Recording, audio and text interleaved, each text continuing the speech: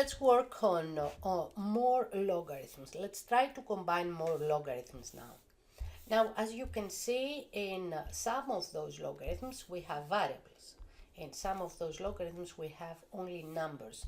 So in the case that we have only numbers, it is important to remember that you want to end up with a single logarithm, and sometimes you will not be able to find the logarithm without a calculator. Sometimes you will be able to combine the logarithm into one single number. Okay, if you have variables though, like the problems, the second and the third problem, in these cases you cannot come up with a number. There is no way, because you have a variable in your expression. So you will just combine the expression into one logarithm. So in order to give you an idea, if you have something very simple, like let's say log with base log of x, then these can be written simply as one logarithm, as log of x to the 1/2. And if you want, you can rewrite that as log of square root of x. If you have something more complicated, let's say 1/2 log of x plus log of y, then again you have to look at the basis. Right here I have no basis, so I can assume that the base is 10, because this is the notation that I have. And I can simplify that. I can combine those logarithms. Whenever you combine logarithms, I want you to remember that the first thing that you do is consider the power rule. First, you consider the power rule, and then you consider either the quotient or the product rule. This is something that you should always remember. Quotient and product rule, it doesn't matter which one you perform first, but the power rule needs to be performed first. And this comes from the PEMDAS that you remember. It is similar priority of operations here. So if you want to combine that, then 1/2 log of x is going to be, as we calculated above, log of x to the 1/2. And now you have this plus log of y. So first of all, you perform, let me name those. This is number 3, this is number 2 quotient rule, and the product rule, I call it 1. So the first thing that you do is that you apply right here the rule 3, the power rule. You combine this into one logarithm, and now you see that you have a plus. So this means that you can apply right here the rule for the product. And this is going to be nothing else than the log of x to the 1/2 times y. And in this way I combined the two logarithms that I had right here into one logarithm that has only one argument. The base doesn't change, it's the same with the previous ones. Let's assume that this base is 10. Now, let's look at other problems, the ones that I have already given here for you. So I'm going to focus on the first one, that is a little bit simpler. Remember that this is the priority that I should follow in order to apply my rules. Right here I have 1/2, that is a constant that is multiplied by the logarithm. So what I need to do is I consider, of course, the base of the logarithm is 2, and I can write this as 5 to the 1/2 minus, I can apply the 3, the property 3, the power rule, into the second logarithm as well, and this is nothing else than log with base 2 of 7 square now. So what do? I bring my constants as exponents to the argument. My constant right here, I bring it and I make it exponent to the argument of the logarithm. Okay, now I can look right here and I see that the bases are the same. So I can proceed and I can use now the product rule, number 1. So here I applied number 3, here I apply number 1. I apply number 2. This is not the product rule, I have a subtraction, so I apply the quotient rule.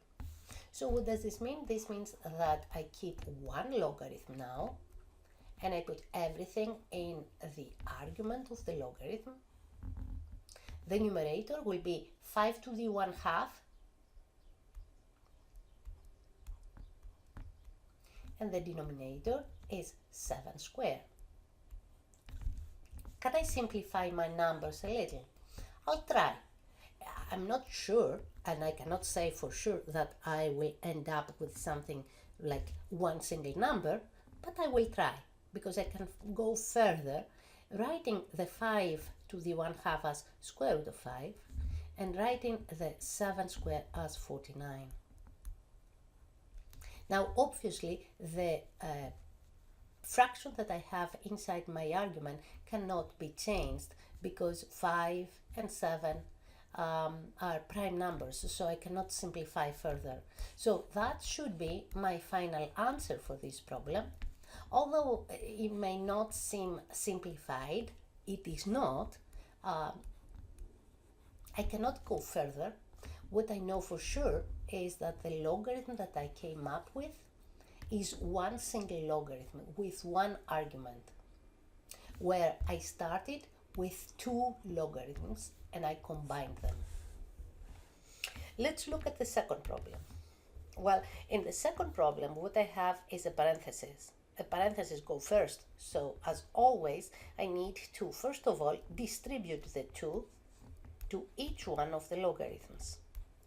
So I have this, plus, now 2, I need to distribute it, as I said, and I need to multiply this with each one of the terms inside my parenthesis, right?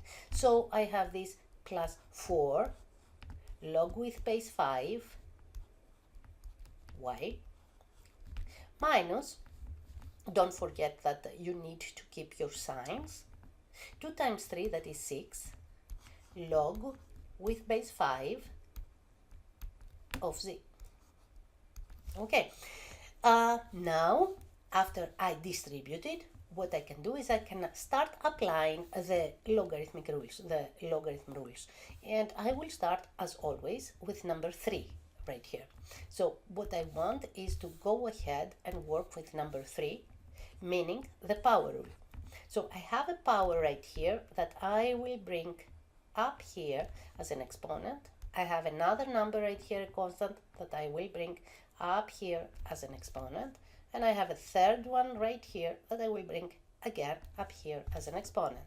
So what I have is log with base 5 of x squared plus log with base 5 of y to the 4th minus log with base 5 again of z to the 6th.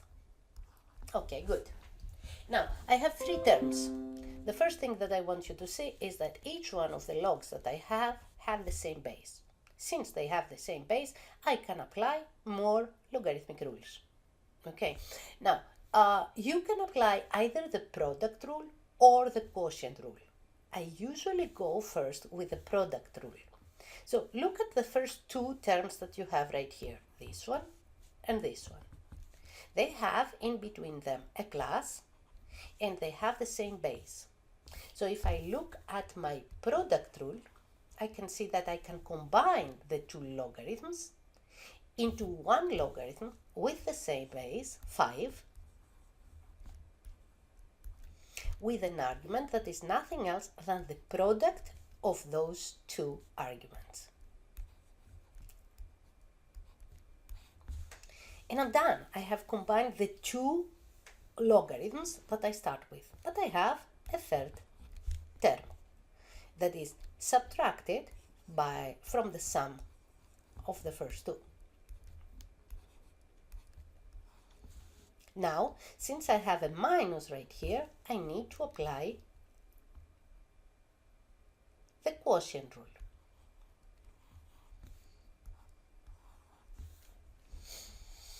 So what do I do, and why do I apply? Well, they have the same base. Since they have the same base, I can combine those logarithms and I can have 5 here. And inside my argument, I will have the numerator is going to be the first argument, and the denominator will be the argument of the logarithm that I subtract from the first one, z to the 6th. So anything that is after the minus will go at the denominator right here. And that will be my argument. So the final answer that I have is 1 logarithm with base 5 of x squared times y to the 4th divided by z to the 6th.